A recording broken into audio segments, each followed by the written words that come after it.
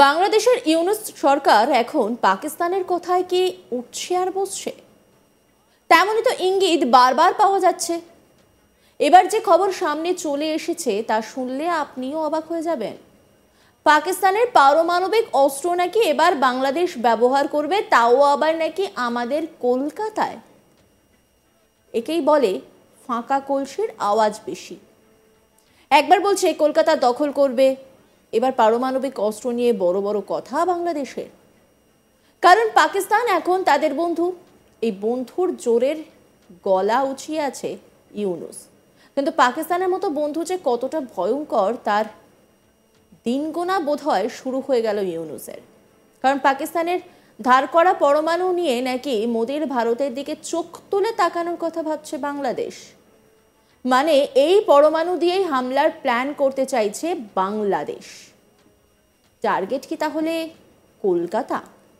এই সুর শোনা গেল বাংলাদেশের এক অবসরপ্রাপ্ত কর্নেল অলি আহমেদের গলায়। বন্ধু দেশ থেকে ধার করে এনে ভারতকে পরমাণু হুঁশিয়ারি দিলেন অবসরপ্রাপ্ত ওই কর্নেল। তিনি বলেন অনেক বন্ধু আছে, তারা ইউনূসের পাশে দাঁড়াবেন। একই সঙ্গে নিউক্লিয়ার বম্ব নিয়ে রীতিমতো হুমকি দেন তিনি। অলি আহমেদ অবসরপ্রাপ্ত কর্নেল, তিনি ঠিক কি বলেছেন শোনাব আপনাদের। দুই দেশের মধ্যে উত্তেজনা হলে আপনারা মনে করছেন বাংলাদেশ ছোট দেশ, কিন্তু বাংলাদেশের অনেক বন্ধু দেশ আছে যারা নিউক্লিয়ার পাওয়ার আছে। সুতরাং এত সহজভাবে জিনিসটা নেবেন না। It is unipolar world.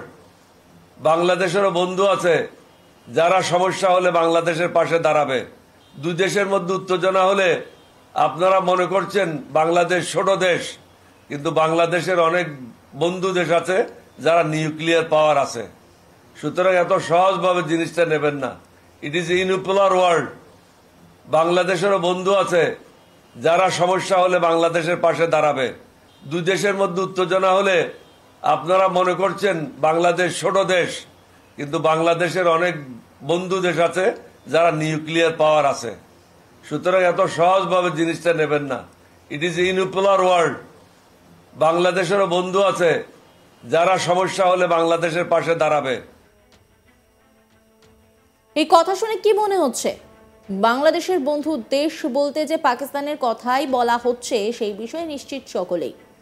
Pakistan নাকি তাদের নিউক্লিয়ার অস্ত্র দেবে, তাও আবার ভারতের ওপরে হামলা করতে। এই কথা শুনলে অবাক হয়ে যাবেন।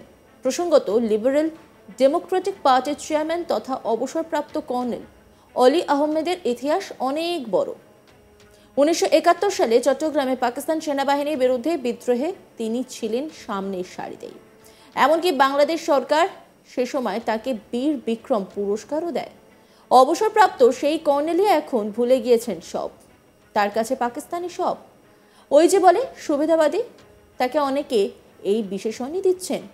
বাংলাদেশের এখন পাকিস্তানকে বন্ধু সম্বোধন করছেন তিনি, হুমকি দিচ্ছেন ভারতকেও।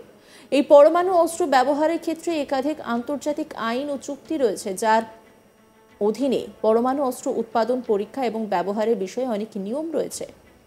চীন, পাকিস্তান, ভারতের মতো দেশগুলির এই চুক্তিতে স্বাক্ষর রয়েছে।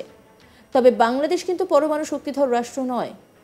তাই এই কর্নেল কিভাবে এই কথা বলতে পারে সেই বিষয়ে কিন্তু অনেকেই প্রশ্ন তুলছেন। তাহলে কি তারা এখন পাকিস্তানের সাহায্য নিয়ে গোপনে অস্ত্র ভান্ডার মজবুত করছে? কারণ কিছুদিন আগেই পাকিস্তানের থেকে জাহাজ এসেছে বাংলাদেশে, এক নয় একাধিক জাহাজ। সেই জাহাজগুলিতে অস্ত্র নেই তো? এই প্রশ্নও কিন্তু রয়ে যাচ্ছে। তার মধ্যে এবার যে বাংলাদেশের পরিস্থিতি তৈরি হয়েছে তাতে পাকিস্তান কি সাহায্য করবে বাংলাদেশকে, এখন সেটাই দেখছে ভারত। প্রসঙ্গত, সম্প্রতি পাকিস্তানের এক কট্টরপন্থী ধর্মগুরু পাকিস্তানে এক সভায় পড়শি বাংলাদেশকে অ্যাটম বোমা দিয়ে সাহায্য করার কথা বলেছেন। এমনকি তিনি বলেন, পাকিস্তানের পরমাণু বোমা তোমাদের, কেউ চোখ তুলে দেখলে উপড়ে নেওয়া হবে, হাত তুললে ভেঙে দেওয়া হবে।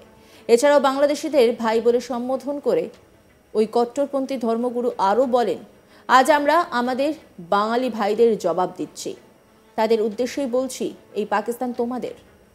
এই পাকিস্তানের যে অ্যাটম বোম্ব রয়েছে সেটাও তোমাদের। কারো সাহস থাকলে চোখ উঠিয়ে দেখুক। এমনকি পাকিস্তানের মাটিতে বাংলাদেশ জিন্দাবাদ স্লোগানও তোলা হয়। পাক ধর্মগুরু ঠিক কি বলেছেন শোনাব আপনাদের। आज हम अपने बंगाली भाइयों को जवाब देते हैं, उन्हें बताते हैं कि भाई ये पाकिस्तान तुम्हारा है, इस पाकिस्तान का जो एटम बम है ना वो भी तुम्हारा है। आए जुर्रत करे कोई आंख उठाकर बांग्लादेश की तरफ देखने की, उसकी आंखें निकाल देंगे। आए कोई हाथ उठाए और बांग्लादेश की तरफ हाथ उठाने की कोशिश करे, उसका बाजू तोड़ देंगे हम इंशाल्लाह अल्लाह के फजलो करम से। मैं आपको एक मुल्क का नाम नहीं लेता, खड़े हैं बांग्लादेश, बांग्लादेश, बांग्लादेश। বাংলাদেশ পাকিস্তানের প্রীতি যে বেড়েছে তা কিন্তু বেশ বোঝা যাচ্ছে। এরই মধ্যে আবার আরও এক ধাপ এগিয়ে ঢাকা বিশ্ববিদ্যালয়ের অধ্যাপক সাহিদুজ্জামান পাকিস্তানের সঙ্গে বাংলাদেশের একটি পরমাণু চুক্তির পক্ষে সওয়াল করেছেন। তিনি ঠিক কি বলেছেন শোনাবো আপনাদের। Nuclearization, I mean that we have to develop a nuclear treaty with our former adversary Pakistan. Without alliance and without technology, India cannot be deterred. India must get out of this 15 years of habitual belief that they can turn Bangladesh into just like, one of the seven sisters. In order to change the Indian habitual perception, our only answer, as I feel, is nuclearization. Vassalization can only be prevented by nuclearization. Now, I find it very difficult that most people seem to consider this unrealistic and expensive. Especially economists have a strong repulsion towards military security of higher level of technology. Economists like Dr. Khalilur Rahman, who is a very senior diplomat and has retired, he was talking about Janogoner Shakti. But this is vague. Janogoner Shakti must be supplemented by the power to deter. Nuclearization does not mean that we have to be a nuclear power. Nuclearization, I mean that we have to develop a nuclear treaty with our former adversary Pakistan. Pakistan is the most reliable, trustworthy security ally of Bangladesh. This is exactly what the Indians want us not to believe. This is exactly what Awami League wants us not to believe. But this is exactly what, Pakistanis, their herds burn out. They may not ask formally for forgiveness, but নজর রাখুন আজ তাক বাংলার YouTube স্ট্রিমিংয়ে।